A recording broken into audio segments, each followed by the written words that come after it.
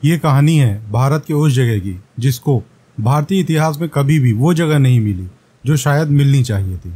दोस्तों, मैं बात कर रहा हूँ मध्य भारत की और वहाँ का एक ऐसा राजा जिसने बाबर को हराया था और उसकी प्रेम कहानी के भयानक और आकस्मिक अंत की वजह से लोगों का मानना है कि यहाँ भूत प्रेत रहते हैं। इसके साथ ही कुछ लोग ये भी कहते हैं कि यहाँ कभी पारस पत्थर हुआ करता था। कहानियाँ तो बहुत सी हैं, कितनी सच्ची और कितनी झूठी जानने की कोशिश करते हैं। तो आइए शुरू करते हैं अपना सफ़र। और अगर आप भी इन सारी चीज़ों के रहस्य को जानना चाहते हैं तो बने रहिए मेरे साथ इस वीडियो के अंत तक। दोस्तों नमस्कार, कैसे हैं आप सब? स्वागत है आप सभी का ट्रैवलिंग सैम के एक और नए वीडियो में। दोस्तों, हमारा सफ़र शुरू होता है देश के इकलौते राज्य जहाँ हीरे पाए जाते हैं वहाँ की राजधानी से, अर्थात मध्य प्रदेश के भोपाल, जहाँ से 45 किलोमीटर की दूरी पर विंध्य पर्वत श्रृंखला की चोटी पर स्थित ये स्थान रायसेन के किले के रूप में जाना जाता है। और ये किला कभी भी बिना धोखे के जीता ही नहीं गया। वैसे तो मैं टाइम का बहुत ही ज़्यादा पाबंद हूँ, लेकिन कभी कभी लेट हो जाता हूँ और निकलते निकलते 9 की बजाय 11 बज गए। अभी कुछ ही दूर चले थे कि चाय की तलब सी महसूस हुई और इत्तेफाक से एक गुमटी भी मिल गई।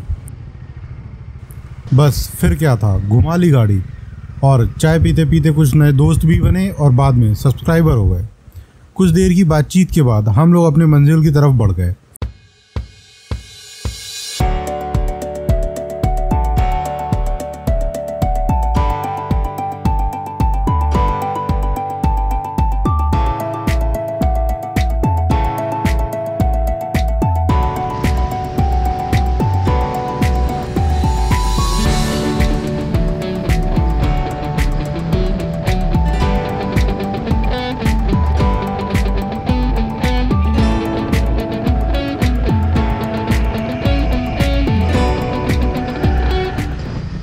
और तकरीबन 50 मिनट की राइड के बाद हमें अपना लक्ष्य नज़र आने लगा। देखते हैं।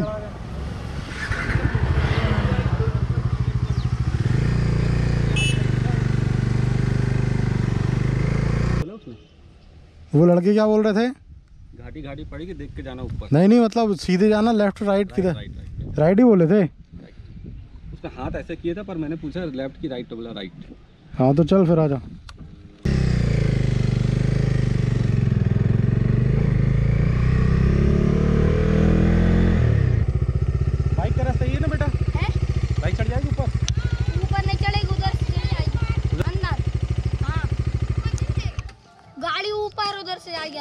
अच्छा, यहाँ से नहीं जाएगी? यहाँ से नहीं जाएगी। कितना पैदल चलना पड़ेगा अंदर? 250 सीढ़ी। 250? कहाँ से? यहीं से ये सीढ़ी। अच्छा, उधर से तो नहीं ना? उधर से तो गाड़ी। बस ठीक है, थैंक्स है। 11वीं सदी में बना ये किला समय की मार और अपने ऊपर हुए 14 आक्रमण झेलने के बाद भी दृढ़तापूर्वक खड़ा है और इतिहास में अपने साथ हुई घटना को साक्ष्य के तौर पर बयां करता है। और इसकी जर्जर अवस्था तथा इसके अंदर फैली हुई शांति आपको मजबूर करती है इसके साथ हुई घटना को महसूस करने के लिए। वैसे तो ASI ने 1951 में इसे मॉन्यूमेंट ऑफ नेशनल इम्पोर्टेंस, मतलब राष्ट्रीय महत्व की स्मारक घोषित करके अपनी पूरी जिम्मेदारी अच्छी तरह निभा दी है। कम से कम पढ़ने में तो हमें यही मिला, लेकिन वास्तविकता क्या है वो तो आपको देख के पता चल ही जाएगा।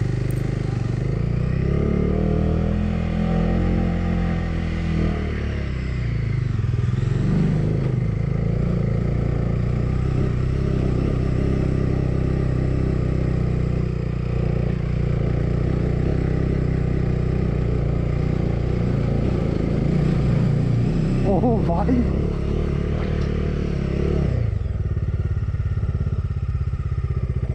मैं चाहता तो किले के द्वार पर पहुंचने में जो चढ़ाई पड़ती है वो भाग काट सकता था, क्योंकि इससे वीडियो लंबा हो रहा था, लेकिन आप लोगों को ये दिखाना मैंने ज़्यादा ठीक समझा। वैसे किले पे पहुंचने के 2 रास्ते हैं। पहला रास्ता सीढ़ियों से, जिसमें आपको 6 द्वार से होके गुजरना होता है और 250 सीढ़ी चढ़ना होता है। और दूसरा रास्ता, जिस रास्ते से मैं जा रहा हूँ, ये आपके ऊपर है कि आप कौन सा रास्ता चुनते हैं।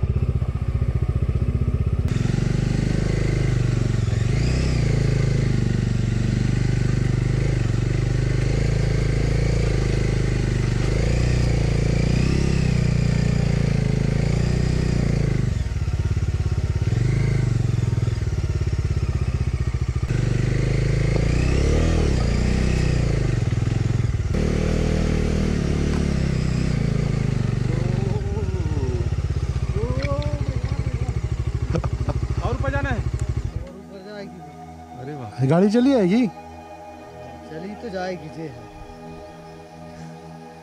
तो फिर वहाँ से मतलब पूरा देखने को मिलेगा। हाँ पूरा पानी मिलेगा। किला कितना बचा है? किला भी बहुत दूर है। बहुत दूर है। तो पूरा रास्ता खराब ही है ऐसा। आप इधर तक चढ़ाएगा, फिर वाक बाद फिर नहीं चढ़ा है। हम मेहनत कश लोग हैं, इसलिए गाड़ी से जाने वाला रास्ता चुना। कैमरे में जितना दिख रहा है उससे कहीं ज़्यादा तीखी है ये चढ़ाई। तो करीब 20 से 25 मिनट की इस यात्रा के बाद हम किले के मुख्य द्वार तक पहुंच ही गए।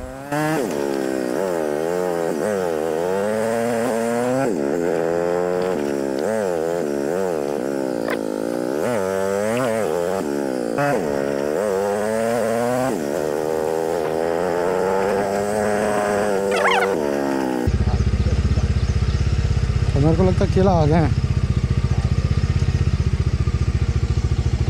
और अंदर प्रवेश लेते ही सबसे पहले ये स्तंभ दिखाई पड़ता है। इसके ठीक सामने जो भवन दिखाई दे रहा है उसे ही पेमिया मंदिर कहते हैं, जिसमें विराजमान है एक शिवलिंग जिन्हें सोमेश्वर महादेव के नाम से जाना जाता है।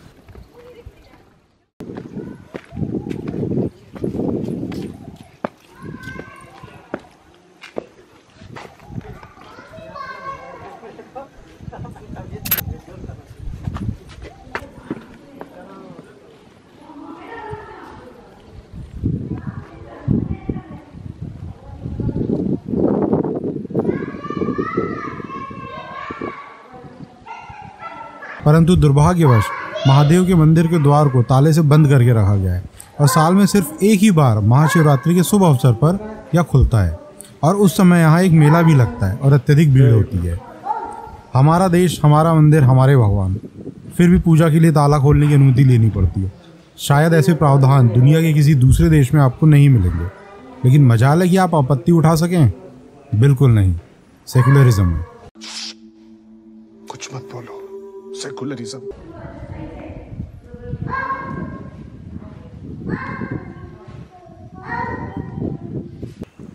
खैर, महादेव के दर्शन के बाद आप जैसे ही आगे बढ़ते हैं, आपके ठीक सामने खंडहर में तब्दील हो चुका जो भवन दिखाई पड़ता है उसे बादल महल कहते हैं।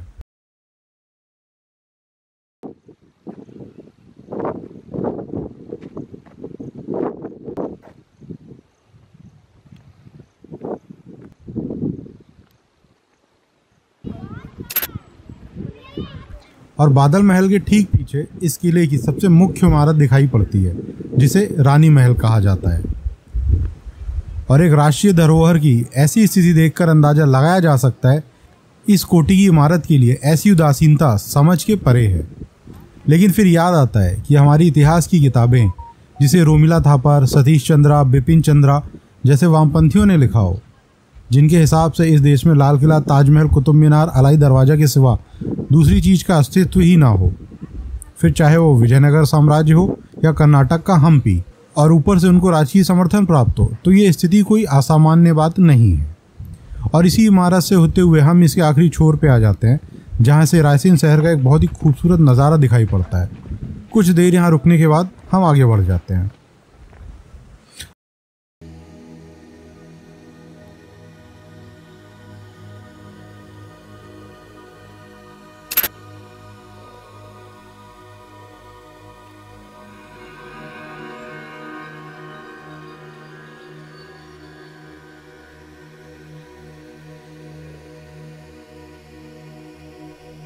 अब वक्त था किले की दूसरी तरफ की वास्तुकला को देखने का, जिसमें सबसे पहले आया मोतिया तालाब।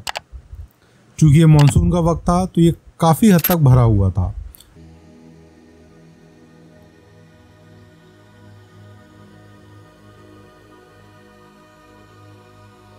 आगे बढ़ते हुए आप देखते हैं वो चीज़ जिसकी बात मैंने आपसे शुरू में कही थी, भूमिगत जल प्रणाली, जो बहुत अच्छी स्थिति में तो नहीं थी, लेकिन इतनी ठीक थी कि कुछ बुद्धिजीवी यहाँ आके शुक्रवार के दिन बर्तन और कपड़े धो सकते थे। मैं इन्हें कुछ बोल तो नहीं सकता था, सिर्फ इनके अति उच्च बुद्धि स्तर को समझने की कोशिश कर सकता था, जो कि मैं नहीं समझ पाया। इसलिए हम यहाँ से भी आगे बढ़ गए। थोड़ा आगे जाते ही आप पहुँच जाते हैं एक दरगाह पे, जिसे सलाउद्दीन की दरगाह कहा जाता है, जो कि इस किले के राजा सिलहदी की है, जिसने 1532 में इस्लाम कबूल कर लिया था। जिसके ठीक सामने कुछ तोपें रखी हुई हैं, जैसा कि तारीख़ शेरशाही में उल्लेख है कि जब शेर शाह ने 1543 में इस किले पर हमला किया और 4 महीने तक डेरा डालने के बाद भी इसको जीत नहीं पाया, तो सिक्के गलवा के तोप बनाई और फिर हमला किया। और ये तोपें जिन लोहे से बनी हैं उसे कास्ट आयरन या ढलवा लोहा कहा जाता है। पर शेरशाह इस किले को फिर भी जीत नहीं पाया और अंत में उसने ये किला धोखे से जीता। ऐसा मैं नहीं कह रहा हूँ, ऐसा अबुल फजल ने आईने अकबरी में लिखा है, आप चाहे तो क्रॉस चेक कर सकते हैं। जिसके उपरांत मजबूर होकर यहाँ के राजा ने, राजा पूरनमल, रानी का सर अपनी तलवार से धड़ से अलग कर दिया, जिससे वो दुश्मनों के हाथ ना लगे। और इस कदर अंत हुआ इस प्रेम कहानी का। और दोस्तों, जो बात मैंने आपको वीडियो के शुरुआत में कही थी कि वो राजा जिसने बाबर को हराया वो कोई और नहीं, यहाँ के राजा पूरनमल थे, जिन्होंने 1529 में मुगलिया फौज को हराकर चंदेरी का किला जीता था। अब आप इतिहास की किताबों में ये चीज़ जरूर ढूंढिएगा कि आपको इस घटना का जिक्र किस किताब में मिलता है। तो दोस्तों, अब आते हैं निष्कर्ष पे। जितना समय मैंने इस किले में बिताया उसके हिसाब से पारस पत्थर का तो पता नहीं, लेकिन मुझे इसमें कुछ भी भूत प्रेत या भूतिया जैसा नहीं मिला। हाँ, अगर कुछ डरावना और भयानक मिला तो वो है हमारी उदास और हल्की मानसिकता हमारी ऐतिहासिक धरोहरों के लिए, जिस पे हमें ज़रूर सुधार करने की ज़रूरत है। तकरीबन 1000 साल के कालखंड में विभिन्न घटनाओं और घाव का साक्षी ये किला कहीं ज़्यादा हकदार था उस इज्जत का जो आज हम उसे दे रहे हैं। आपका क्या विचार है इस किले रूपी धरोहर और मेरे कथन के बारे में? ज़रूर साझा करें मुझसे अपने सुझाव कमेंट के माध्यम से। तो दोस्तों, आज की इस वीडियो में इतना ही। अगर ये वीडियो आपको पसंद आया तो चैनल को सब्सक्राइब करिए, वीडियो को लाइक करिए और इसे अपने फ्रेंड्स के साथ भी शेयर करिए। मैं मिलता हूँ आपसे ऐसे ही किसी दूसरे वीडियो में। Till then, good bye and take care. जय हिंद, जय भारत।